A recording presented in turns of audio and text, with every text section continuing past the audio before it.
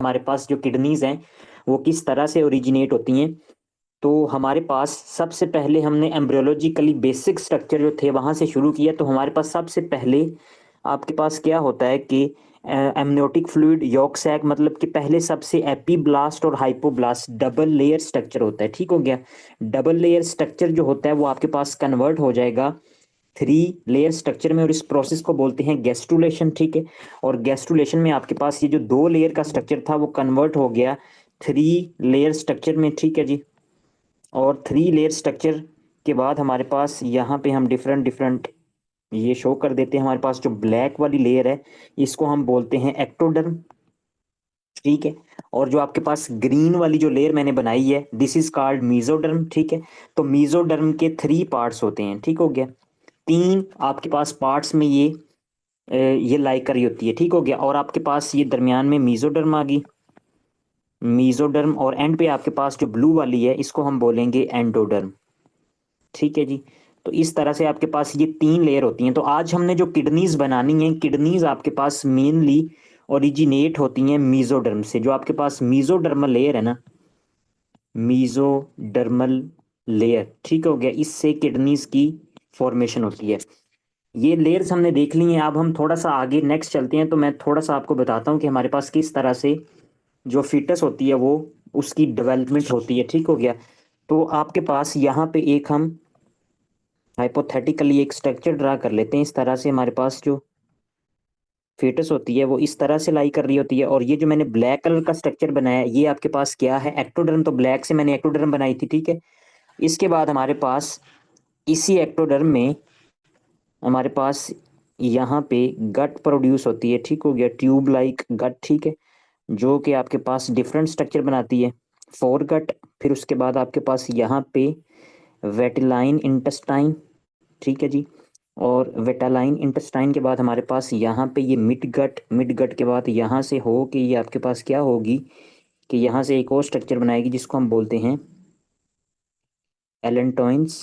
ठीक हो गया, एलेंटोइंस। और एंड पे आपके पास ये दोबारा से फिर क्या बन गई, ये हाइंड गट बन गई। इसको रीनेम कर लेते हैं। हमारे पास ये वाला जो पार्ट है इसको हम बोलते हैं फोरगट। ठीक है। फोरगट के बाद हमारे पास ये वाला जो पार्ट है इसको हम बोलते हैं मिडगट। मिडगट के बाद ये वाला जो पार्ट है इसको हम बोलते हैं हाइंड गट। ठीक हो गया। अच्छा जी। और हमारे पास यहाँ पे ये जो दो इन्वेजिनेशन आउटवर्ड जो हुई हैं ये आपके पास जो स्ट्रक्चर है इसको हम बोलते हैं वेटिलाइन। ठीक है, इंटेस्टिनल वेटिलाइन। ठीक है। और ये आपके पास जो स्ट्रक्चर है इसको हम बोलते हैं एलेंटोइंस।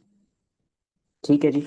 तो ये आपके पास कुछ इस तरह से स्ट्रक्चर लाई कर रहा होता है। दोबारा से इस थ्री जर्म लेयर स्ट्रक्चर को दोबारा से देखें तो ब्लैक वाली लेयर से मैंने आपके पास क्या बनाया कि एक्टोडर्म बनाई। ठीक हो गया। और ब्लू वाली से जिसको मैंने कहा था कि ये एंडोडर्म है, तो एंडोडर्म से मैंने गट ट्यूब बनाई है। ठीक हो गया। तो ये जितने भी स्ट्रक्चर मैंने ब्लू से बनाए हैं ये आपके पास एंडोडर्मल इन ओरिजिन होते हैं। तो बाकी बच गई आपके पास मीजोडर्म। तो मीजोडर्म आपके पास करती कुछ इस तरह से, आपके पास बाहर तो आउटर पार्ट में एक्टोडर्म आ गई। ठीक हो गया आपके पास। फिर उसके बाद क्या आ गई, एंडोडर्म आ गई। तो एक्टोडर्म, ठीक है, और एंडोडर्म हमारे पास दरमियान में इसके यहाँ पे क्या लाई कर रहा होता है, ये सारे का सारा जो आपके पास यहाँ पे ये जो एरिया होता है ये यहाँ पे मीजोडर्म लाई कर रही होती है। ठीक हो गया। ये मीजोडर्मल एरिया होता है, यहाँ पे सारी मीजोडर्म है। ठीक है। तो अब हमें जितना पार्ट आज हमने देखना है, जितना हमने आज हमारा टॉपिक है वो हमारे पास हाइंड गट से रिलेटेड है, क्योंकि हमने किडनीज बनानी है तो वो हाइंड गट से रिलेटेड होगा। ब्लैडर और किडनी के बारे में हमने देखना है। ठीक हो गया।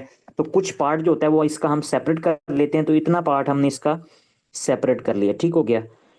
अच्छा जी। अब हम देखते हैं कि हमारे पास नेक्स्ट पार्ट में क्या होगा। नेक्स्ट पार्ट में ये होता है कि जो आपको ग्रीन एरिया नजर आ रहा है, ठीक हो गया, जो मीजोडर्मल एरिया है ये यहाँ पे एक सेप्टम क्रिएट करेगा। ठीक हो गया।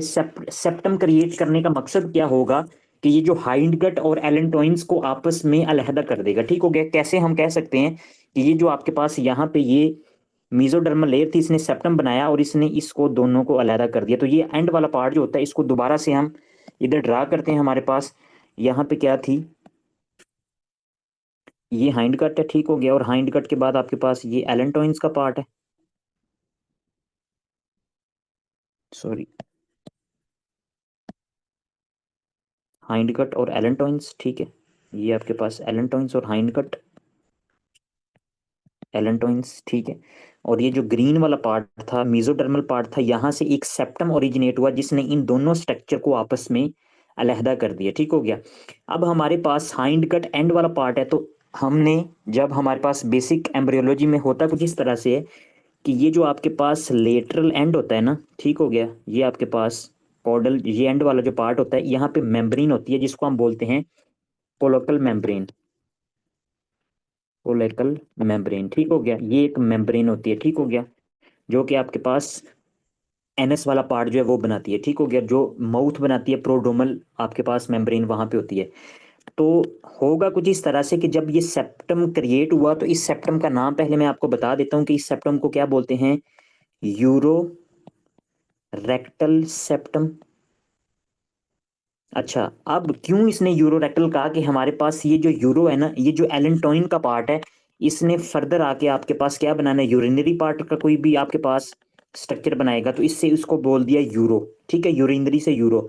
और आपके पास ये जो हाइंड गट होती है, ये फर्दर आपके पास क्या बना देती है, ये कन्वर्ट हो जाती है आपके पास हाइंड गट। हाइंड गट से आपके पास आगे क्या बनेगा, एनल वाला पार्ट बन जाएगा, ठीक हो गया, हाइंड गट बनेगी और आगे आपके पास एनल केनाल, वो आपके पास सारा स्ट्रक्चर बन जाएगा। तो इसीलिए इस सेप्टम को क्या नाम दिया जाता है, यूरो रेक्टल सेप्टम, जो कि हाइंड गट और एलेंटोइंस को आपस में सेपरेट कर देता है, ठीक हो गया। जब आपके पास ये सेपरेट हो गए, तो सेपरेट होने के बाद हमारे पास ये जो आपके पास एलेंटोइंस वाला ये जो ट्यूब थी, इसको फर्दर हम क्या नाम देते हैं, ये एलेंटोइन, इस ट्यूब को हम नाम देते हैं, this is called urogenital sinus. Euro genital sinus, ठीक है। और आपके पास यहाँ पे मैं ड्रा कर देता हूँ कि ये कुछ इस तरह से, ये आपके पास यूरोजेनिटल साइनस बन गया, ठीक हो गया। तो इस तरह का इसका स्ट्रक्चर है। अब ये जो यूरोजेनिटल साइनस है, ये आपके पास यहाँ से देखें, यहाँ से अगर ये बनना शुरू हुआ है, यहाँ से आपके पास ये सारे का सारा पार्ट जो है वो अगर आपके पास सेपरेट हो गया है ना, तो ये जो अर्ली वाला पार्ट होगा, ठीक हो गया, यहाँ तक जो पार्ट है, ठीक, उसको तो हम कहेंगे यूरोजेनिटल साइनस, ठीक है। लेकिन आपके पास जो टर्मिनल पार्ट होता है ना, ये जो टर्मिनल पार्ट होता है इस एलेंटोइंस का, इसको क्या कहा जाता है, इसको हम कह देते हैं यूरेकस। यूरेकस, ठीक हो गया। और ये जो यूरेकस होता है, ये फर्दर अगर हम देखें तो ये जो फीटस होती है ना, फीटस की अम्बलाइकल के साथ ये आपके पास अटैचमेंट होती है इसकी, ठीक ठीक हो गया, अम्बलाइकस के साथ इसकी अटैचमेंट होगी। अब ये जो यूरिकस बन गया है और पीछे वाला जो पार्ट है उसको हम बोलते हैं यूरोजेनिटल साइनस। यहाँ पे क्लिनिकल एमसीक्यूज हैं दो तीन। हमारे पास होता कुछ इस तरह से है कि ये जो यूरेकस है, with the age Aahista Aahista progressively ये आपके पास रेमिनेंट इसका बन जाता है कि ये यूरेकस जो होता है ये फौरी पूरे का पूरा ऑब्लिटरेट हो जाता है, इसकी ऑब्लिटरेशन हो जाती है, और ये जो यूरिकस होता है ये कन्वर्ट हो जाता है आपके पास मीडियन अम्बलाइकल लिगामेंट में, ठीक है, मीडियन अम्बलाइकल लिगामेंट, ठीक है जी। अगर हमारे पास ये मीडियन अम्बलाइकल लिगामेंट लिगामेंट अगर ना बने, तो फिर क्या होगा, लिगामेंट नहीं बना तो आपके पास एक structure tube like structure persistent रह जाएगा। अगर वो ट्यूब लाइक स्ट्रक्चर परसिस्टेंट रह गया है, तो आपके पास होगा कुछ इस तरह से कि वीपिंग ब्लैडर के आपके पास ये जो यूरोजेनिटल साइनस था, इसने फर्दर आगे नेक्स्ट क्या बनना था, ब्लैडर बनना था। तो अगर आपके पास ये इन फ्यूचर ब्लैडर बना है, तो ब्लैडर में क्या होता है, यूरिन होता है। तो यूरिन आपके पास बेबी की अम्बलाइकस से यूरिन जो होगा वो ड्रिबलिंग होती रहेगी, विपिंग। आपके पास ब्लैडर, इस कंडीशन को बोलते हैं विपिंग ब्लैडर। अब अगर आपके पास जो यूरेकस है उसकी ऑब्लिट्रेशन कंप्लीट नहीं हुई, तो आपके पास क्या कंडीशन होती है, कुछ ऐसी कंडीशन होती है कि लिगामेंट नहीं बनता, उसमें सिस्ट बन जाती है, ठीक हो गया। और बाज़ औक़ात ऐसा होता है कि हमारे पास एबनॉर्मलिटीज रह जाती हैं। तो यहाँ पे आप लोग देख सकते हैं कि ये देखें, अगर हमारे पास बिल्कुल भी पेटेंट रह गया, पेटेंट यूरेकस, हमारे पास ये ब्लैडर बन गया, ब्लैडर बनने के बाद जो आपके पास यूरेकस वाला पार्ट था वो ओपन रह चुका है, ठीक हो गया, ओपन रह गया। तो जो भी आपके पास यहाँ पे यूरिनरी कंटेंट होगा वो सारे का सारा अम्बलाइकस से बाहर निकलता रहेगा, ड्रिबलिंग होती रहेगी, ठीक हो गया। तो इस कंडीशन को हम बोलते हैं पेटेंट यूरेकस, ठीक है। दूसरे नंबर पे हमारे पास कुछ इस तरह से होता है कि यूरेकल डाइवर्टिकुलम, यूरेकल डाइवर्टिकुलम में हमारे पास के जो यूरेकस का कुछ पार्ट होता है वो आपके पास बल्ज आउट रह जाता है, ठीक हो गया। इसका पूरा प्रॉपर लिगामेंट नहीं बनेगा, लेकिन कुछ पार्ट जो होगा वो आपके पास बल्ज आउट रह जाएगा, तो ये डाइवर्टिकुलम है। और सम हाउ आपके पास यूरेकल सिस्ट बन जाती है कि आपके पास लिगामेंट के दरमियान में यहाँ पे फ्लूइड फिल्ड कैविटी डेवलप हो जाती है, जिसको हम बोलते हैं यूरेकल सिस्ट। और ये आपको इसलिए पढ़ाया कि आपके पास रिप्रोडक्टिव सिस्टम आप जब खोलेंगे तो वहां पे एम्ब्रियोलॉजिकल कंडीशन के साथ उन्होंने ये बात लिखी हुई है, लेकिन क्योंकि ये ब्लैडर के साथ रिलेट था तो इस वजह से मैंने आपको यहीं पे बता दिया, ठीक हो गया। तो ये थी बातें इससे रिलेटेड, ठीक हो गया। अब हमने ये देख लिया कि हमारे पास जो ब्लैडर है वो कहाँ से बनता है, तो ब्लैडर हमारे पास कहाँ से बनेगा, यूरोजेनिटल साइनस। और यूरोजेनिटल साइनस हमारे पास किस स्ट्रक्चर से ओरिजिनेट हुआ, किस जर्म लेयर लेयर से ओरिजिनेट हुआ, तो हमारे पास ब्लू वाली कौन सी लेयर थी, एंडोडर्म, ठीक हो गया। और उसको सेपरेट किसने किया, हमारे पास मीजोडर्म की लेयर ने। मीजोडर्म की लेयर ने क्या बनाया, यूरो रेक्टल सेप्टम, जिससे हाइंड गट लैदा होगी, वो आपके पास एनल केनाल बन गई आगे, और आपके पास जो एलेंटाइन वाला पार्ट था वो बन गया यूरोजेनिटल साइनस। और ये यूरोजेनिटल साइनस जो होगा ये फर्दर आपके पास नेक्स्ट क्या बना देगा, ब्लैडर बना देगा, ठीक हो गया। तो यहां तक थी ब्लैडर की बात। अब हम बात करने लगे हैं कि हमारे पास किडनी, ठीक है। तो इस स्ट्रक्चर में अगर आप इस डायग्राम में नजर आ रहा है आपको, तो हमारे पास यहाँ पे ये जो यूरोजेनिटल साइनस है ना, ये दो ट्यूब्स के साथ आके लगा हुआ है, तो ये दरमियान वाला जो पार्ट है तो वो हमने ओरिजिनेट कर लिया है कि वो किस तरह से होता है, ठीक है। अब हम बात करते हैं कि हमारे पास किडनी की फॉर्मेशन कैसे होती है। तो ये जो मिडल आपके पास मिडल लेयर है जिसको हमने कहा मीजोडर्मल लेयर, तो मीजोडर्मल लेयर हमारे पास थ्री पार्ट्स होते हैं इसके। थ्री पार्ट्स, एक को हम कहते हैं प्रोक्सिमल, ठीक है जी, मीजोडर्म एक होती है, इंटरमीडियल, और आपके पास तीसरी जो होती है वो हमारे पास लेटरल होती है, लेटरल प्लेट मीजोडर्म। तो दरमियान वाली जो होगी ये प्रोक्सिमल है, उसके बाद हमारे पास ये इंटरमीडिएट है, और एंड वाली आपके पास है लेटरल प्लेट, ठीक है। तो जो आपके पास इंटरमीडियल, ये आपके पास इंटरमीडियल मीजोडर्म होती है, ये आपके पास रिस्पॉन्सिबल है for the formation of kidney, ठीक हो गया। तो ये एमसीक्यूज आ सकता है, इसको पॉइंट आउट कर दें कि किडनी की फॉर्मेशन मीजोडर्म की किस लेयर से होती है, तो इंटरमीडियल मीजोडर्म से, ठीक है। अब हमारे पास यहाँ पे ये जो इंटरमीडियल मीजोडर्म है ना, यहाँ पे मैं लिखता हूं एक बात हमारे पास, यहाँ पे लिखते हैं हम कि इंटरमीडियल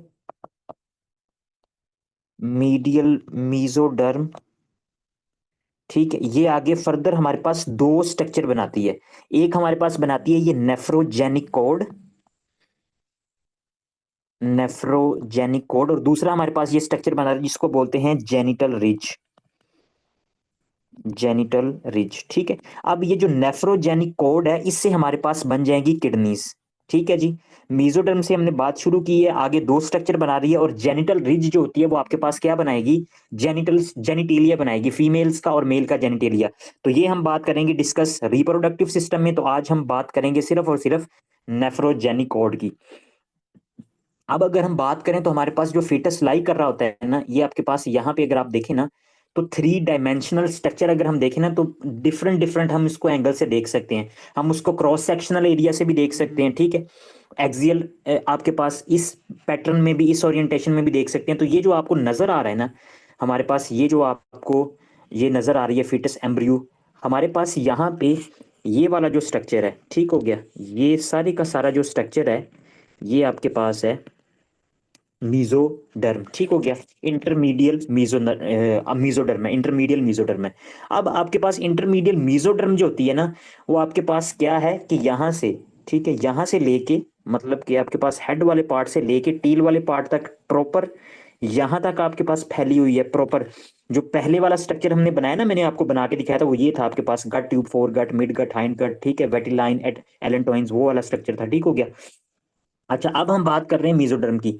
तो मीजोडर्म के आपके पास अगर हम इसकी डिवीजन करें ना, तो ये आपके पास जो मीजोडर्म है ना, मीजोडर्म की लेयर है जो कि आपके पास जिसने ये नेफ्रोजेनिक बड बना दी है, तो ये नेफ्रोजेनिक बड जो होगी वो according to the orientation different different parts में डिवाइड होती है। मतलब अगर आपके पास जैसे कि अर्ली पार्ट में फोर गट होती है, इसी तरह से आपके पास अर्ली पार्ट जो होगा वहां पे ये क्या बनाएगी, इसके पार्ट को हम कहेंगे मीजोनेफ्रोज, ठीक है। फर्दर उससे नेक्स्ट जो इसका पार्ट होगा उसको बोलेंगे मीजोनेफ्रोज, ठीक है। और मीजोनेफ्रोज से आगे वाला जो पार्ट होगा इसको हम क्या कहेंगे, हमारे पास मेटानेफ्रोज, ठीक हो गया। तो इसी तरह से इसका जो स्ट्रक्चर होता है वो आपके पास डेवलप होता है, ठीक है। इसको थोड़ा सा हम शॉर्ट कर लेते हैं। दोबारा से इसको एक दफा मैं आपको बना के दिखाता हूँ, फिर हम यहाँ पे बनाते हैं, ठीक है जी। यहाँ पे तो ये आपके पास जो नेफ्रोजेनिक बड क्रिएट हुई ना, तो इस तरह से नेफ्रोजेनिक बड है ये, ठीक है। ये इसका स्ट्रक्चर होता है, और इसका जो अर्ली पार्ट होता है ना, उसको हम बोलते हैं प्रोनेफ्रोज। इसको हमने यहाँ तक डिवाइड कर लिया, इसको प्रोनेफ्रोज कहते हैं। इससे फर्दर आपके पास जो नेक्स्ट स्ट्रक्चर होता है उसको बोलते हैं मीजोनेफ्रोज, ठीक है। और मीजोनेफ्रोज से फर्दर आपके पास जो नेक्स्ट पार्ट होता है ब्लू वाला, इससे मेंशन कर देते हैं, इसको हम बोलते हैं मेटानेफ्रोज। तो इसको मेंशन कर देते हैं, हम रीनेम कर देते हैं आपके पास प्रोनेफ्रोज, ठीक है जी। फिर इसके बाद हमारे पास यहाँ पे ये वाला जो स्ट्रक्चर है इसको हम बोलेंगे मीजो नेफ्रोज, ठीक है। और आखिरी जो ब्लू वाला स्ट्रक्चर है इसको हम बोलेंगे मेटा नेफ्रोज।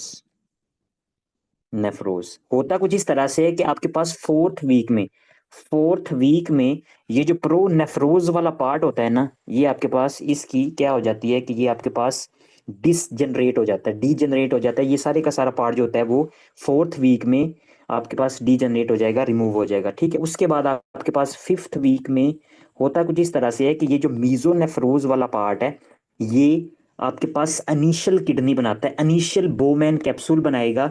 अनीशियल बोमैन कैप्सूल, आपके पास बोमैन कैप्सूल का स्ट्रक्चर किस तरह से होता है, हमने कुछ देखा था कि अगर हम देखेंगे ना, तो इस तरह से, ये इस तरह से आपके पास यहाँ से ओरिजिनेट होंगे। इसकी डायग्राम मैं आपको दिखाता हूँ, सिर्फ और सिर्फ किस वाले पार्ट से, इसी मीजोनेफ्रोज वाले पार्ट से, ठीक हो गया। तो ये आपके पास अर्ली अनिशियल किडनी के तौर पे काम करती हैं, ठीक हो गया। और ये क्या करेंगी, ये एमनियोटिक फ्लूइड बनाने के लिए रिस्पॉन्सिबल होते हैं। यहाँ पे अगर हम स्ट्रक्चर देखें ना एक, तो ये जो आपको स्ट्रक्चर नजर आ रहा है, यहाँ पे अगर आप देख सकते हैं, तो आपके पास पहले वाला जो पार्ट था मैंने कहा, वो आपके पास जो था वो जी डीजनरेट हो गया, जिसको हम बोलते हैं प्रोनेफ्रोज, ठीक है। उसके बाद आपके पास नेक्स्ट जो पार्ट पार्ट होता है उसको हम बोलते हैं मीजोनेफ्रोज। और मीजोनेफ्रोज आपके पास यहाँ पे मीजोनेफ्रिक ट्यूब्यूल्स बन रही हैं, और ये जो ट्यूब्यूल्स हैं ये आपके पास यहाँ पे बोमेन कैप्सूल छोटे छोटे ग्लोमेरुलाई बनी हुई हैं, और ये अनिशियली एज अ किडनी के तौर पे आपके पास काम करती हैं फीटस में, ठीक हो गया। बच्चे में यूरिन प्रोड्यूस करती हैं। तो हमें बच्चे में उस कंडीशन में उस टाइम पे यूरिन क्यों चाहिए होता है, क्योंकि आपके पास जो यूरिन होता है वो आपके पास एमनियोटिक फ्लूइड का काम करता है, एमनियोटिक फ्लूइड, ठीक है। एमनियोटिक फ्लूइड हमारे पास यहाँ पे एक मैं डायग्राम आपको दिखाता हूँ कि बेबी जब लाई कर रहा होता है,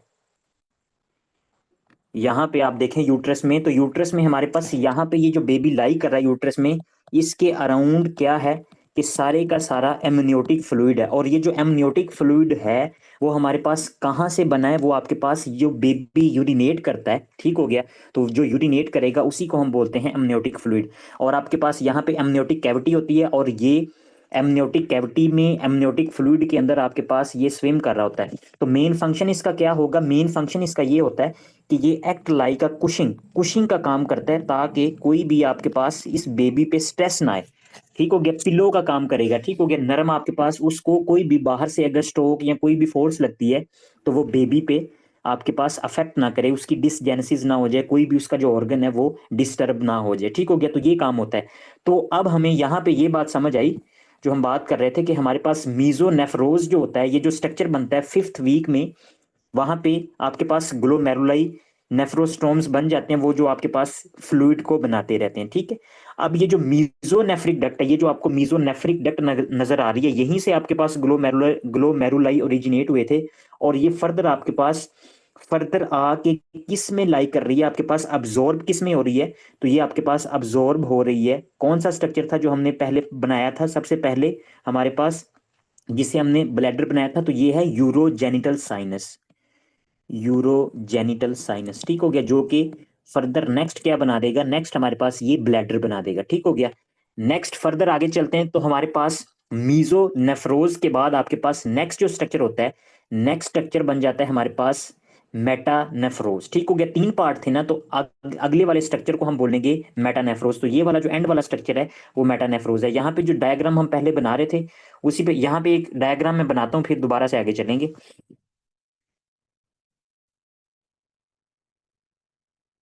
हमारे पास यहाँ पे प्रोनेफ्रोज तो रिमूव हो गया, तो आपके पास अब क्या है कि अब यहाँ पे मीजोनेफ्रोज है। मीजोनेफ्रोज, ठीक है, और मेटानेफ्रोज।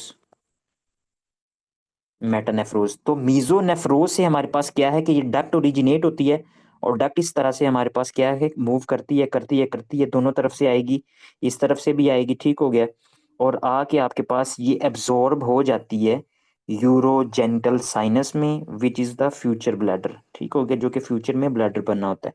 तो ये दोनों तरफ से उसमें आके ओरिजिनेट हो जाएगी, अब्जॉर्ब हो जाएगी। ठीक है जी, यहाँ तक हमने बना लिया। अब नेक्स्ट हमारे पास ये काम है कि ये जो मीजोनेफ्रोज का हमने काम देख लिया, ओके हो गया। अब ये जो मीजोनेफ्रोज है, ये जो मीजोनेफ्रिक डक्ट है, इसको हम क्या कहते हैं, ये आपके पास एक तो ये आके इस यूरोजेनिटल साइनस में आपके पास अब्जॉर्ब होगी, और इसी मीजोनेफ्रोज को हम कहते हैं वुल्फियन डक्ट। ये मैं एंड पे बताऊंगा कि ये क्या काम करेगी, ठीक हो गया, वुल्फियन डक्ट भी इसको बोलते हैं। फर्दर हमारे पास ये मीजोनेफ्रिक जो डक्ट है, जिसको वुल्फियन डक्ट भी कहा जाता है, यहाँ से आपके पास ये क्या करेगी कि यहाँ से एक स्ट्रक्चर ओरिजिनेट करेगी, जिसको हम बोलते हैं यूरिटेरिक बड। दोनों तरफ से ओरिजिनेट होगा, यूरिटेरिक बड, ठीक है, इसको हम नाम दे देते हैं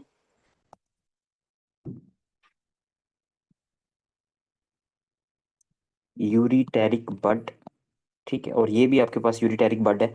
ये फर्दर आपके पास आगे मूव करेगा करेगा करेगा, और इस मेटानेफ्रोज के साथ आके अटैच हो जाएगा, इस मेटानेफ्रोज के साथ आके अटैच हो जाएगा, ठीक हो गया।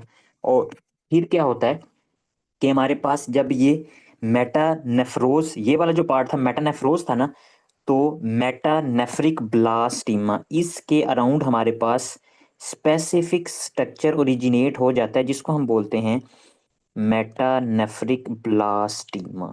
ठीक है, ये क्या है, मेटानेफ्रिक ब्लास्टीमा, ब्लास्टीमा, ठीक हो गया। तो ये मेन स्ट्रक्चर हैं जो कि फर्दर आपके पास किडनी की फॉर्मेशन करवाएंगे, ठीक है। जो आपके पास मेटानेफ्रिक ब्लास्टीमा है, ये फर्दर जितने भी स्ट्रक्चर बनाएगा, ये आपके पास सक्रीटरी बनाएगा, सक्रीटरी, सक्रीटरी स्ट्रक्चर, और आपके पास यूरिटेरिक बड से फर्दर जितने भी स्ट्रक्चर बनेंगे जो कि किडनी में इन्वॉल्व हैं, वो आपके पास क्या बनाएंगे, वो होंगे आपके पास कोलेक्टिंग पार्ट्स, जो कि रिसीव करेंगे, कोलेक्टिंग पार्ट्स, ठीक है। अब हमने कल देखा था, हमारे पास यहाँ पे दोबारा किडनी का एक स्ट्रक्चर बना देते हैं हमारे पास, तो बल्कि यहाँ पे ये नेफ्रॉन मैंने बनाया हुआ है, तो दोबारा से मैं बता देता हूँ आपको। अब यही जो स्ट्रक्चर था, इसको दोबारा से एक दफा रिवाइज करते हैं, फिर हम इस डायग्राम पे आएंगे। हमारे पास प्रोनेफ्रोज जो थी वो 4th वीक में डीजनरेट होगी, उसके बाद मीजोनेफ्रोज थी, ठीक हो गया। मीजोनेफ्रोज से हमारे पास डक्ट्स ओरिजिनेट होती हैं, जिसको हम बोलते हैं मीजोनेफ्रिक ट्यूब्स, ठीक हो गया। और वो आएंगी आएंगी और आपके पास वो आके एब्जॉर्ब हो जाएंगी यूरोजेनिटल साइनस में, ठीक है। और यूरोजेनिटल साइनस में एब्जॉर्ब होने के बाद फर्दर दूसरा काम क्या करते हैं कि वहां से और स्ट्रक्चर ओरिजिनेट होते हैं, ठीक है, जिसको हम बोलते हैं यूरिटेरिक बड। यूरिटेरिक बड आपके पास क्या करेगी कि टिल्ट आपके पास वो एंगल बनाएगी, एंगल बना के आपके पास जो मेटानेफ्रोज वाला पार्ट है, एंड वाला मेटानेफ्रोज उसके साथ जाके अटैच होगी, और मेटानेफ्रिक ब्लास्टीमा बन जाएगा यूरिटेरिक बड के अराउंड, ठीक है। और मेटानेफ्रिक ब्लास्टीमा किडनी के वो पार्ट बनाता है जो कि सेक्रीटरी होते हैं, और आपके पास यूरिटेरिक बड किडनी के वो पार्ट बनाता है जो कि कलेक्टिंग पार्ट होते हैं, ठीक है। अब इनकी बात करने से पहले हमारे पास इस डायग्राम पे आ जाएं, फिर वहां पे आगे चलते हैं। ये जो डायग्राम है हमारे पास, यहाँ पे उसने जो वुल्फियन डक्ट की मैंने बात की ना, आपके पास कुछ हुआ इस तरह से कि ये आपके पास जो ये एपिडिडिमस में उन्होंने लिखा हुआ है, ठीक हो गया। उसके अलावा हमारे पास ये डीजनरेशन ऑफ, बेसिकली ये जो डायग्राम है वो फीमेल और मेल के जेनिटल स्ट्रक्चर को भी सेपरेट कर रही है। हमारे पास जो फीमेल का जेनिटल स्ट्रक्चर होता है, internal genital structure of female, जिसमें हमारे पास फेलोपियन ट्यूब, ठीक है, उसके बाद हमारे पास यूट्रस, ठीक है जी, उसके अलावा हमारे पास क्या आ जाती है, सर्विक्स आ जाती है, अपर वजाइना। तो इंटरनल जेनिटेलिया ऑफ फीमेल जितना भी होता है वो ओरिजिनेट होता है हमारे पास पैरामीजोनेफ्रिक डक्ट से, ठीक हो गया। तो ये इन्होंने पैरामीजोनेफ्रिक डक्ट बनाई हुई है। दूसरी तरफ हमारे पास इन्होंने क्या बनाया हुआ है कि मेल जेनिटेलिया, हमारे पास जो मेल का इंटरनल स्ट्रक्चर होता है, जैसे जिसमें वैस डिफरेंस आ जाएगी, एपिडिडिमस, वास डिफरेंस, ठीक हो गया। तो ये सारी का सारा जो स्ट्रक्चर होता है ना, वो आपके पास किससे बनता है, वो बनता है मीजोनेफ्रिक डक्ट से। तो यहाँ पे जो मैंने बात लिखी थी कि मीजो नेफ्रिक जो आपके पास ये मीजोनेफ्रिक ट्यूब है, ये मीजोनेफ्रिक ट्यूब को वुल्फियन डक्ट भी कहा जाता है। वुल्फियन डक्ट मेनली किस चीज के लिए रिस्पॉन्सिबल होती है कि इन फ्यूचर वो मेल इंटरनल जेनिटेलिया बनाने के लिए रिस्पॉन्सिबल होती है। तो इससे आपके पास फर्दर नेक्स्ट क्या होगा, एक तो ये दो स्ट्रक्चर को ओरिजिनेट करवा देगी, ठीक हो गया, इसने किडनी बनाने का काम कर दिया, ठीक हो गया। तो पहला काम इसका और क्या होता है, एक तो किडनी बनाती है, दूसरा आपके पास मीजोनेफ्रिक डक्ट जो होती है जिसको वुल्फियन डक्ट भी कहा जाता है, वो आपके पास मेल इंटरनल जेनिटेलिया भी बना रही है। अब ये डायग्राम दोबारा से देखिए हमारे पास, तो अब मेल में होगा इस तरह से कि मेल में आपके पास ये परसिस्टेंट रह जाती है, ये बनी हुई है, यहाँ पे आपके पास प्रो नेफ्रोज जो थी वो रिमूव होगी, उन्होंने डॉटेड बनाया हुआ था, ठीक है। अब लेकिन आपके पास जो मीजोनेफ्रिक डक्ट है वो परसिस्टेंट है, तो उन्होंने प्रॉपर उसको बनाया हुआ है, ठीक हो गया, ये परसिस्टेंट रहती है और आगे इंटरनल मेल जेनिटेलिया जो होगा वो बना देगी, ठीक हो गया। और दूसरी अपोजिट बात ये है कि अगर फीमेल होती है, तो ये रिप्रोडक्टिव की बात है, फीमेल में वुल्फियन डक्ट नहीं बनती, फीमेल का जो इंटरनल जेनिटेलिया होता है वो आपके पास बनता है पैरामीजोनेफ्रिक डक्ट से, ठीक हो गया। तो इसी वजह से इसमें उन्होंने मेजोनेफ्रिक डक्ट, पैरा तो बनी हुई है लेकिन मीजोनेफ्रिक डक्ट जो है वो डॉटेड की हुई है कि इसमें मीजोनेफ्रिक डक्ट जो होती है वो रिमूव हो जाती है, ठीक हो गया जी।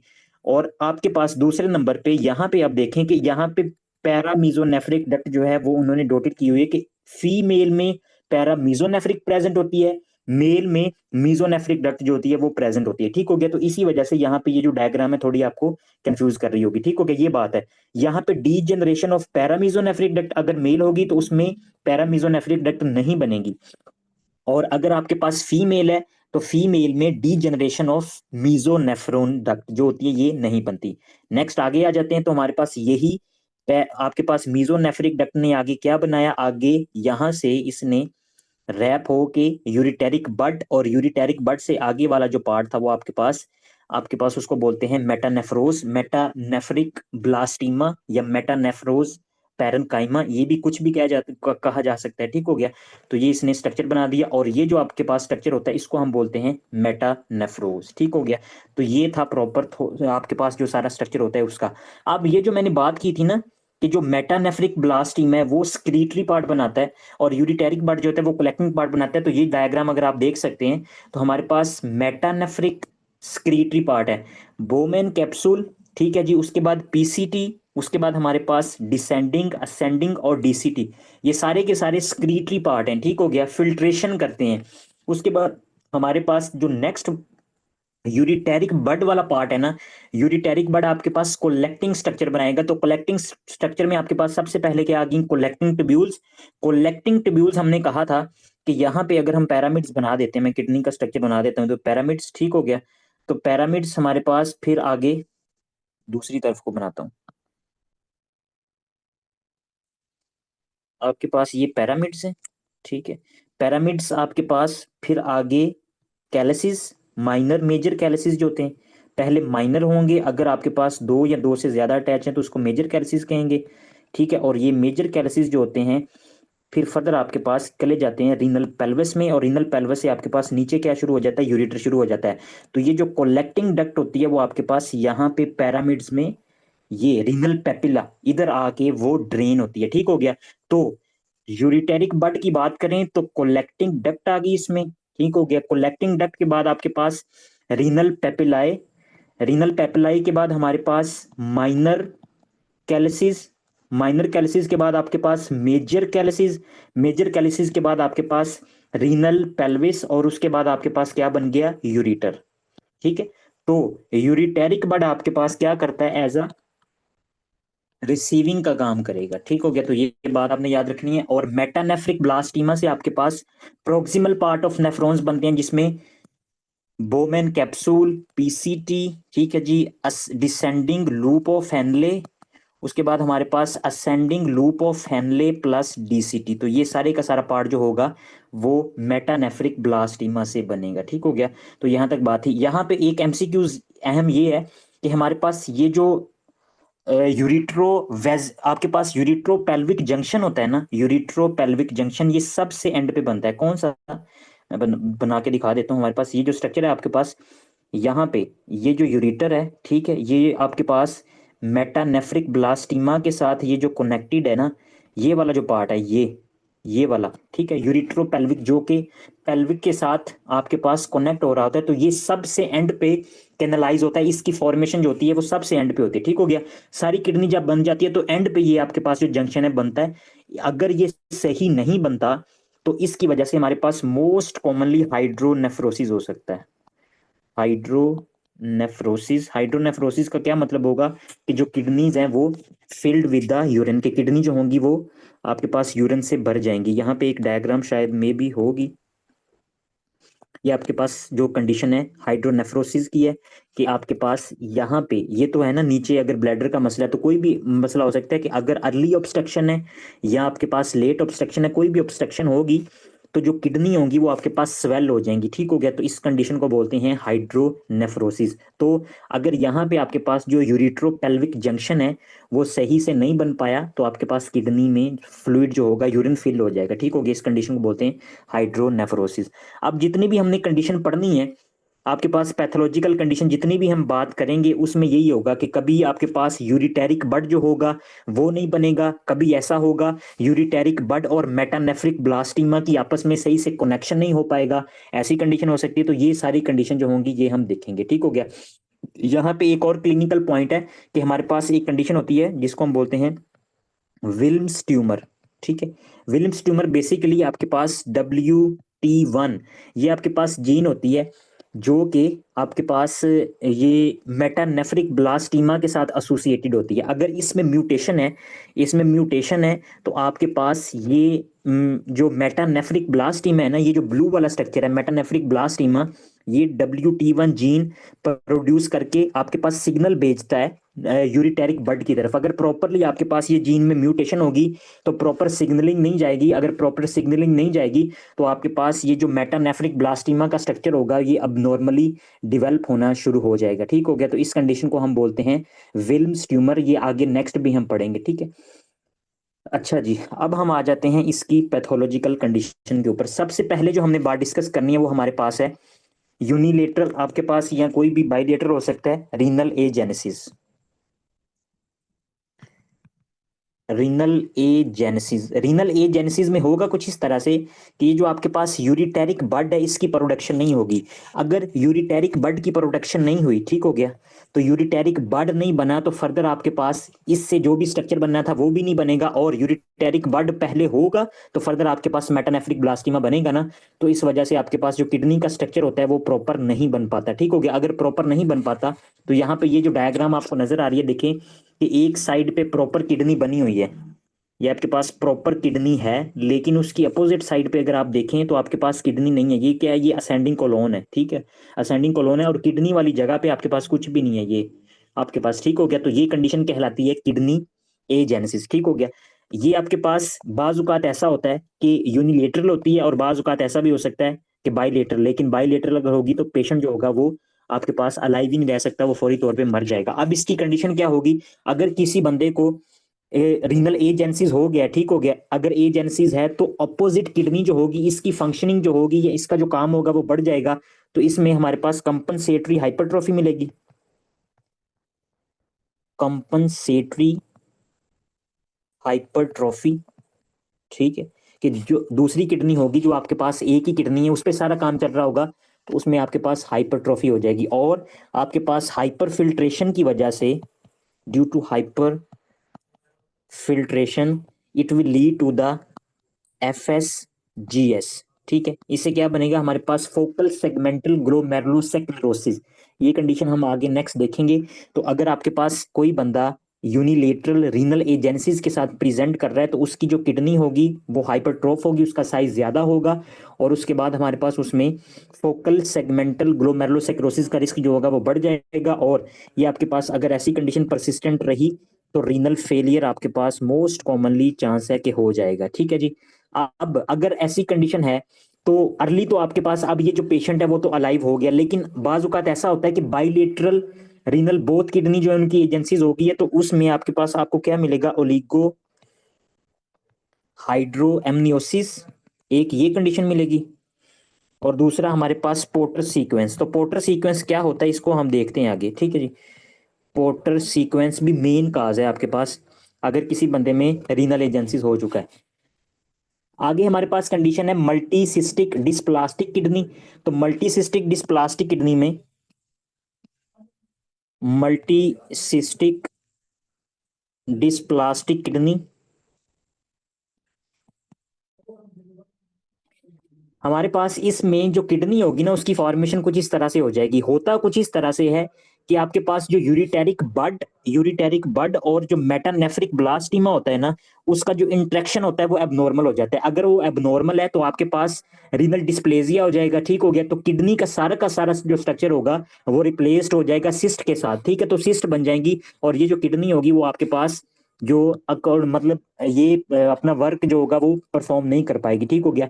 और ये जो पेशेंट होगा वही कंडीशन है कि आपके पास इसमें या तो पोर्टर सीक्वेंस हो जाएगा या आपके पास ओलिगोहाइड्रोमिनोसिस की कंडीशन हो सकती है। ठीक हो गया। ये भी आपके पास आपको नजर आ रही होगी कि यूनिलेटरल आपके पास या तो एजेंसीज हो सकता है या आपके पास किडनी में सिस्ट हो सकती है। ठीक हो गया। तो यहाँ पे किडनी में सिस्ट बन चुके हैं तो ये भी अफेक्टेड हो सकती है। तो नॉर्मल किडनी जो होगी उसका जो साइज होगा वो इंक्रीज होगा क्योंकि उसका जो वर्कलोड है वो बढ़ जाएगा। ठीक है जी। नेक्स्ट हमारे पास क्या कंडीशन है, horse shoe kidney. Horse shoe kidney में हमारे पास यहाँ पे होता कुछ इस तरह से है कि हमारे पास इसमें मेटानेफ्रोज जो होते हैं उनकी फ्यूजन हो जाती है। तो अगर मेटानेफ्रोज की फ्यूजन हो जाएगी तो दोनों किडनी जो होंगी वो आपस में अटैच हो जाएंगी। अगर आपस में अटैच हो जाएंगी तो why they are suspended at this level. मसला कुछ इस तरह से होता है कि आपके पास जो पेशेंट नहीं, नॉर्मल आपके पास कोई भी बेबी है। ठीक है। अगर वो मेल है तो मेल में जो टेस्टिस होते हैं वो आपके पास एब्डोमेन में डेवलप होते हैं और एब्डोमेन में डेवलप होने के बाद डिसेंड डाउन करते हैं, नीचे की तरफ वो मूव करते हैं। ठीक है। और स्क्रोटम सैक में जाके वो लाई करते हैं। इसी तरह से अगर हम किडनी की बात करें तो किडनीज हमारे पास अकॉर्डिंग टू वर्टिब्रा लेवल आपके पास बिलो द, ठीक है, लोअर लेवल पे डेवलप होती हैं और लोअर लेवल पे डेवलप होने के बाद आपके पास ऊपर की तरफ असेंड करती हैं। ठीक हो गया। रेट्रोग्रेड मैनर में ऊपर की तरफ आएंगी। अब हमारे पास होगा कुछ इस तरह से कि अगर ये किडनी जो है वो आपस में फ्यूज हैं तो आपस में फ्यूजन होने की वजह से जब ये ऊपर आने की कोशिश करती हैं तो यहाँ पे अगर हम देखें तो एब्डोमिनल एओर्टा है। ठीक है। यहाँ से ब्रांचेस निकल रही होती हैं। तो यहाँ से एक ब्रांच निकल रही होती है जिसको हम बोलते हैं इंफीरियर मेजेंटेरिक आर्टरी, जो कि आपके पास गट के इंफीरियर पार्ट को ब्लड सप्लाई दे रही होती है। इसको बोलेंगे इंफीरियर मेजेंटेरिक आर्टरी। तो अब ये जो किडनी है वो नीचे से ऊपर की तरफ आ रही हैं। अगर नॉर्मल हैं तो वो तो आपके पास ऊपर आ जाएंगी, लेकिन अगर वो जुड़ी हुई हैं तो जब आपके पास इस तरह से दोनों आपस में अटैच हैं तो ऊपर की तरफ मूव करेंगी तो इस पे आके वो स्टक हो जाएंगी। ठीक हो गया। तो यहाँ पे अगर आप डायग्राम में देख सकते हैं तो इंफीरियर मेजेंटेरिक आर्टरी जो है वो उस इन किडनी को ऊपर नहीं जाने दे रही। क्यों नहीं जाने दे रही? क्योंकि आगे वो आर्टरी आ गई है। तो ये आपके पास जो होंगी वो किडनी यहाँ पे सस्पेंडेड रह जाएंगी। ये जो कंडीशन होती है मोस्ट कॉमनली टर्नर सिंड्रोम के साथ, टर्नर सिंड्रोम, ठीक है, टर्नर सिंड्रोम में होता है कुछ इस तरह से 45X। ठीक है। तो इसमें आपके पास कोआर्क्टेशन ऑफ एओर्टा मिलती है, उसके अलावा शील्ड चेस्ट मिलेगी, उसके अलावा आपके पास शॉर्ट स्टेचर मिलेगा। ठीक है। हॉर्स शू किडनी मिलेगी, स्ट्रीक ओवरीज मिलेंगी। तो ये सारी कंडीशन जो होती हैं वो टर्नर सिंड्रोम में मिलती हैं। ठीक हो गया। तो ये कंडीशन जो होती है इसके साथ मोस्ट कॉमनली रिलेट कर रही होती है। ठीक हो गया। अगर हम यहाँ पे देख सकते हैं तो आपके पास ये एमआरआई में उन्होंने दिखाया हुआ है कि जो किडनी है वो दोनों तरफ आप लोग देख सकें तो ये किडनीज दोनों तरफ जुड़ी हुई हैं, अलहदा नहीं है। ठीक है। तो इस कंडीशन को हम बोलते हैं हॉर्स शू किडनी। और एमसीक्यूज इसमें से क्या आएगा कि आपके पास कौन सी आर्टरी जो होती है वो इन्वॉल्व होती है इसमें। तो ये एमसीक्यूज है कि इंफीरियर मेजेंटेरिक आर्टरी जो होती है ना वो इन्वॉल्व होती है। इसमें आपके पास कॉम्प्लिकेशन आ सकती हैं, हाइड्रोनेफ्रोसिस की कंडीशन आ सकती है। ठीक हो गया। रीनल स्टोन, ये सारी कंडीशन जो है वो आ सकती हैं। लेकिन एमसीक्यूज में दो बातें अहम है, कौन सी आर्टरी इन्वॉल्व है और आपके पास कौन सा सिंड्रोम जो होता है वो इसके साथ इन्वॉल्व होता है। तो टर्नर सिंड्रोम, ठीक है, बाजुकात उसके अलावा हमारे पास अदर ट्राइसोमीज जो है ना वो भी हो सकती हैं, जैसे कि डाउन सिंड्रोम में भी आ सकते हैं, लेकिन मोस्ट कॉमनली टर्नर सिंड्रोम के साथ ही इन्वॉल्व है। ठीक है जी। ये बात होगी। नेक्स्ट हमारे पास जो कंडीशन है duplex collecting system, duplex collecting system. ठीक है। इसमें होगा कुछ इस तरह से कि ये जो यूरिटेरिक बड होता है यहाँ पे नेफ्रोजेनिक बड से हमारे पास मीजोनेफ्रिक डक्ट निकली और मीजोनेफ्रिक डक्ट ने क्या किया, यहाँ से यूरिटेरिक बड बनाया। यूरिटेरिक बड आपके पास जब मीजोनेफ्रिक ब्लास्टीमा में जाके इंसर्ट होता है, मतलब कि यहाँ पे जब इसकी इंसर्ट होती है, मतलब ये आपस में कनेक्ट होता है, तो उससे पहले वाई शेप मतलब कि दो में डिवाइड हो जाएगा।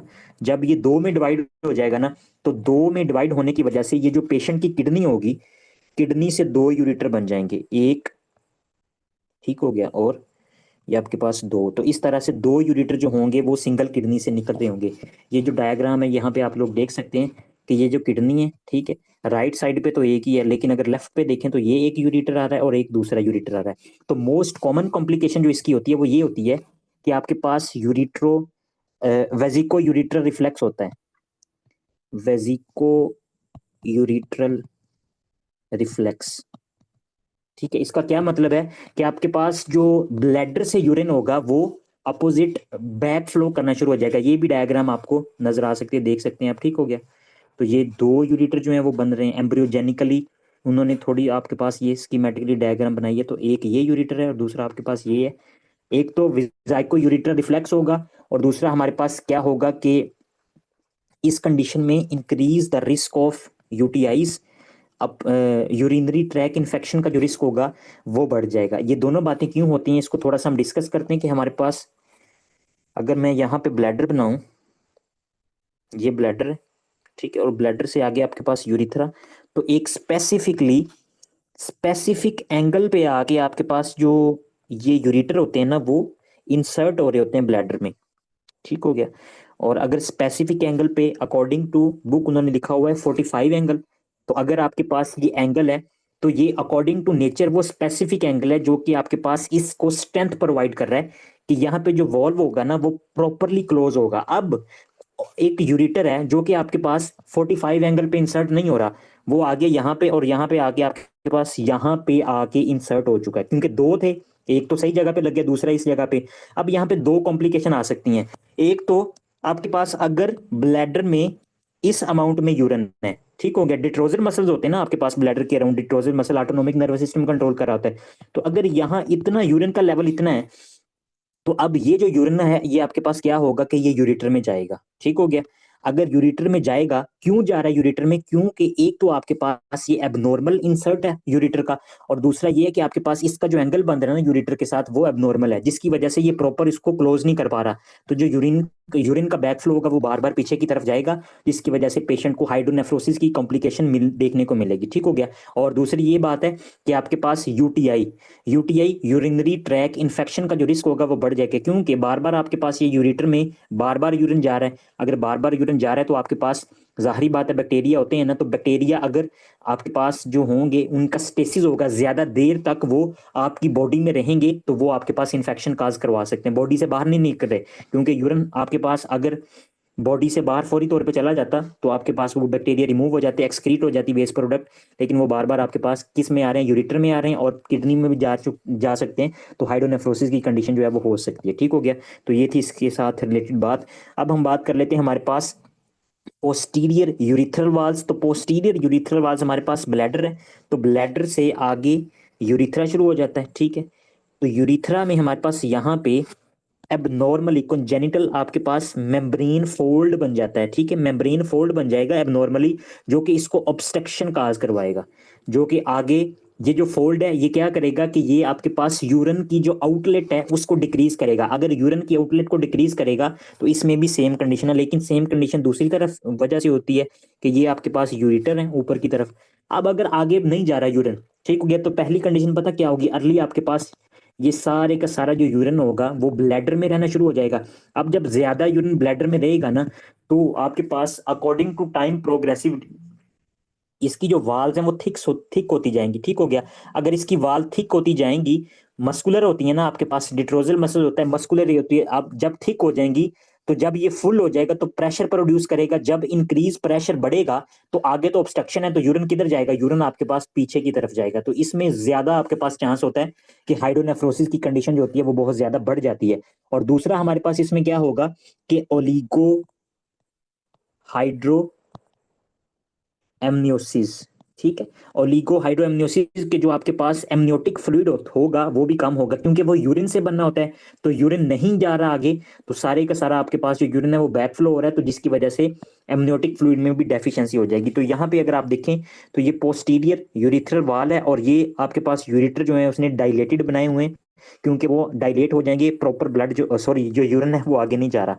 यहाँ पे ये जो डायग्राम है, यहाँ पे आप ब्लैडर देख सकते हैं, तो ब्लैडर में हमारे पास यहाँ पे होता है पोस्टीरियर यूरिथ्रल वाल, तो यहाँ पे मेम्ब्रेन डेवलप हो जाती है जो कि उसको ऑब्स्ट्रक्शन काज करवाती है। ये कंडीशन हमने दिखाई हुई थी कि ये हाइड्रोनेफ्रोसिस है, कि जो आपके पास किडनी जो होती हैं वो स्वेल हो जाती हैं। ठीक हो गया। तो आखिरी हमारे पास कॉम्प्लिकेशन रह गई है जिसको हम पढ़ेंगे अब, जिसको कहते हैं पोर्टर सीक्वेंस। पोर्टर सीक्वेंस, ठीक है। पोर्टर सीक्वेंस मेनली हमारे पास ये एक मोर्फोजेनेसिस एरर है, ठीक है, जो कि मोस्ट कॉमनली होता है कि आपके पास इसको सीक्वेंस इस वजह से कहेंगे, आपका कोई भी सिंगल एम्ब्रियोलॉजिकल इवेंट है जो कि सारे एम्ब्रियोलॉजिकल कॉन्सिक्वेंसेस करवा रहा है, ठीक है। एक हमारे पास सिर्फ काज है, एम्ब्रियोलॉजिकल सिंगल इवेंट है जो कि आपके पास डिफरेंट एम्ब्रियोलॉजिकल कॉन्सिक्वेंसेस करवा रहा है, तो इस वजह से इसको सीक्वेंस कहते हैं, ठीक है। पोर्टर सीक्वेंस में मेनली होगा क्या कि डिक्रीज एमनियोटिक फ्लूइड, मेन इसकी वजह ये होती है कि बॉडी आपके पास जो बेबी का फीटस है, फीटस में सॉरी फीटस फीटस के अराउंड जो एमनियोटिक कैविटी है उसमें जो एमनियोटिक फ्लूइड का लेवल होता है वो कम हो जाता है। ठीक हो गया। अब इसकी काजेज क्या क्या हैं कि क्यों ये आपके पास कम हो सकता है, तो इसकी दो तीन मेन काजेज। सबसे पहले तो ये होगा, जैसे कि ऊपर हमने लिखा था कि रीनल एजेनेसिस, ठीक है। कहाँ हमने बात की थी, यहाँ पे मैंने कहा था कि मैं आपको बताता हूँ नीचे जाके। यहाँ पे हमने कहा था कि पोर्टर सीक्वेंस हो सकता है रीनल एजेंसीज की वजह से, किडनी नहीं बनी। किडनी नहीं है तो आपके पास किस तरह से यूरिन बनेगा, अगर यूरिन नहीं बनेगा तो एमनियोटिक फ्लूइड ही नहीं बनेगा। ठीक हो गया, एक बात हमारे पास होगी। उसके अलावा हमारे पास और कौन सी कंडीशन है कि जिसकी वजह से, जैसे कि हमने कहा कि पोस्टीरियर यूरिथ्रल वाल्व, ठीक है, वो अगर आपके पास वहां पे ऑब्स्ट्रक्शन है तो फिर भी आपके पास नहीं हो सकता। इसके अलावा हमारे पास और कौन सी कंडीशन हो सकती है, हमारे पास autosomal recessive polycystic kidney disease, ये भी एक मोस्ट कॉमन काज है। किधर था, हाँ ठीक है। तो काजेज में हमारे पास क्या है कि सबसे पहले रीनल एजेनेसिस, ए जेनेसिस, ठीक है। दूसरे नंबर पे हमारे पास पोस्टीरियर यूरिथ्रल वाल्व, ठीक है। तीसरे नंबर पे हमारे पास क्या है कि autosomal recessive polycystic kidney disease, ARPKD। तो इसकी वजह से भी हो सकता है, ये जुविलाइन फॉर्म ऑफ सिस्ट होती है, सिस्टिक किडनी डिजीज होती है। ठीक हो गया, कि पूरी किडनी में आपके पास सिस्ट बन जाती हैं, ठीक है। इसमें बाइलरी ट्री भी साथ इन्वॉल्व होता है, तो ये हम नेक्स्ट जाके पढ़ेंगे, लेकिन ये आपके पास मोस्ट कॉमन है। वजह क्या है कि एमनियोटिक फ्लूइड नहीं है। अगर एमनियोटिक फ्लूइड नहीं है तो आपके पास ये जो बेबी है, ये एमनियोटिक फ्लूइड ने किसका काम करना था कि कुशिंग का काम करना था, कुशन का। ठीक हो गया। तो अगर कुशन नहीं है तो आपके पास इंक्रीज स्ट्रेस, इस पे स्ट्रेस बढ़ेगा। अगर इस पे स्ट्रेस बढ़ेगा तो इसके जो ऑर्गन है उसमें डिसजेनेसिस आ जाएगी। ठीक हो गया, डिसमॉर्फोजेनेसिस आ जाएगी। ये जो बेबी का स्ट्रक्चर होगा वो सारे का सारा जो होगा वो एबनॉर्मल हो जाएगा। ठीक हो गया। तो इसमें उन्होंने बॉडी सॉरी बुक में एक निमोनिक दिया हुआ है, उसके साथ हम इसको याद कर लेते हैं कि उन्होंने लिखा हुआ है कि पोर्टर, POTTER, ठीक है। पी से उन्होंने लिखा हुआ है कि पल्मनरी हाइपोप्लेजिया, ठीक है। दूसरे नंबर पे ओ से उन्होंने लिखा हुआ है कि हमारे पास ओलिगो हाइड्रोएमनियोसिस, हाइड्रोएमनियोसिस, ठीक है। उसके अलावा हमारे पास टी से ट्विस्टेड फेस, तीसरे नंबर पे फिर आपके पास ट्विस्टेड स्किन, इसकी जो स्किन होगी वो भी ट्विस्टेड होगी, ठीक है जी। फिर ई से हमारे पास एक्सट्रीमिटी डिफेक्ट, एक्सट्रीमिटी डिफेक्ट के साथ ये जो पेशेंट है वो मिल रहा है, ठीक है। उसके अलावा हमारे पास रीनल फेल्यूर, रीनल फेलियर, ये जो काज है, ये सबसे पहले हमारे पास जो पल्मोनरी हाइपोप्लेजिया, इसको हम डिस्कस करते हैं कि जो नॉर्मल बेबी के लंग्स होते हैं ना, ठीक है, तो आपके पास ये जो लंग्स की डेवलपमेंट होती है, ठीक है, फीटस के लंग्स की डेवलपमेंट होती है, उसमें amniotic fluid main role play करता है। अगर एमनियोटिक फ्लूइड जो होगा वो बेबी स्वेल्व करेगा, तो इस एमनियोटिक फ्लूइड की वजह से ही इसके लंग्स की डेवलपमेंट होगी। बेबी के लंग्स की डेवलपमेंट तभी हो सकती है, हम सब जो इस फेज से गुजरे हैं कि हमने अपना अपना जो एमनियोटिक फ्लूइड था, दूसरे लफ्जों में यूरिन जो है वो हमने पिया है, ठीक है, उसकी वजह से हमारे लंग्स की डेवलपमेंट हुई है। अगर हम ना पीते तो हमारे पास जो लंग्स थे वो ना बनते और पल्मोनरी हाइपोप्लेजिया हो गया। दूसरा ओलिगोहाइड्रोएमनियोसिस कि decrease level of amniotic fluid, इसको हम बोलेंगे ओलिगोहाइड्रोएमनियोसिस। ट्विस्टेड फेस, ये जो बेबी होगा इसका जो फेस होगा वो आपके पास एबनॉर्मल होगा। इसके जो ईयर्स होंगे, कान जो होंगे, उनका जो प्रॉपर ओरिएंटेशन है नहीं होगी, लो सेट ईयर मिलेंगे, ठीक हो गया आपको। उसके अलावा इसका जो नोज होगा वो फ्लैटेंड होगा, मतलब उसका बल्जिंग नहीं होगा, नोज जो होगा वो फ्लैट होगा, ठीक हो गया।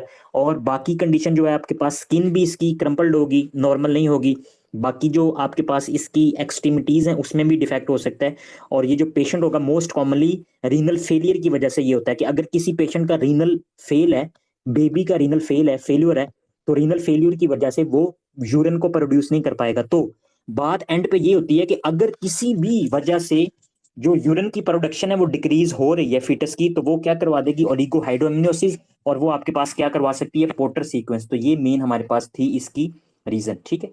अब हम नेक्स्ट थोड़े से एमसीक्यूज को डिस्कस कर लेते हैं। तो हमारे पास यहाँ पे, अब baby boy dies several hours after his birth despite several attempts to save his life, ठीक है जी।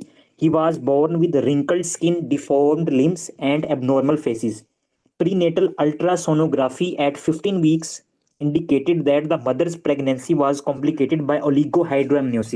उसने बता दिया है, दो तीन बातें उसने कही है यहाँ पे, स्किन मेंशन कर दिया उसने, लिम्स को भी बता दिया है कि, और फेसिस एबनॉर्मल है। और दूसरा उसने कहा है कि ओलिगोहाइड्रोएमनियोसिस है। Which of the following embryological process most likely failed to this child, कि कौन सा एम्ब्रियोलॉजिकल प्रोसेस जो है वो इसमें फेल हुआ हुआ है। Closure of rostral neural tube, ठीक है, ये आपके पास कंडीशन है। उसके अलावा डेवलपमेंट ऑफ यूरिटेरिक बड, कि यूरिटेरिक बड नहीं बनी। फॉर्मेशन ऑफ ट्रैक्योएसोफिजियल सेप्टम, ठीक है, ये लंग्स में चला गया वो, यहाँ पे आपके पास उसने न्यूरो एम्ब्रियोलॉजिकल डेवलपमेंट आपके पास इंसेफली की बात की। Migration of the neural crest cell to the distal colon, ये आपके पास जीआईटी की बात है। रीकेनलाइजेशन ऑफ ड्यूडिन, तो इसमें आपके पास जो मेन है कि डेवलपमेंट ऑफ यूरिटेरिक बड, तो कौन सा आपके पास जो एम्ब्रियोलॉजिकल प्रोसेस था, अगर यूरिटेरिक बड नहीं बनी तो आपके पास इसमें हमने सबसे पहले क्या पढ़ा कि रीनल ए जेनेसिस हो जाएगी, ठीक है। अगर रीनल ए जेनेसिस होगी तो क्या ये पेशेंट जो होगा वो यूरिन प्रोड्यूस करेगा, अगर यूरिन प्रोड्यूस नहीं करेगा तो एमनियोटिक फ्लूइड प्रोड्यूस करेगा, तो नहीं होगा। अगर एमनियोटिक फ्लूइड नहीं है तो आपके पास ओलिगोहाइड्रोनेसिस, तो ये आपके पास इसका आंसर था। नेक्स्ट यहाँ पे, if a female presents with the primary amenorrhea and a karyotype of 45X, what renal anomaly should be expected, तो ये आपके पास यहाँ पे 45X किस में मिलता है, टर्नर सिंड्रोम में। तो टर्नर सिंड्रोम की अगर कंडीशन है तो आपके पास उसमें रीनल एनोमली कौन सी हो सकती है, आपके पास हॉर्स शू किडनी। अगर वो यहाँ पे यही सेम बात करके यहाँ पे देता कार्डियक एनोमली तो कोआर्क्टेशन ऑफ एओर्टा, ठीक हो गया। अगर वो कह देता कि हमारे पास रिप्रोडक्टिव एनोमली तो स्टीक ओवरीज, ठीक हो गया। तो ये सारी बातें आपको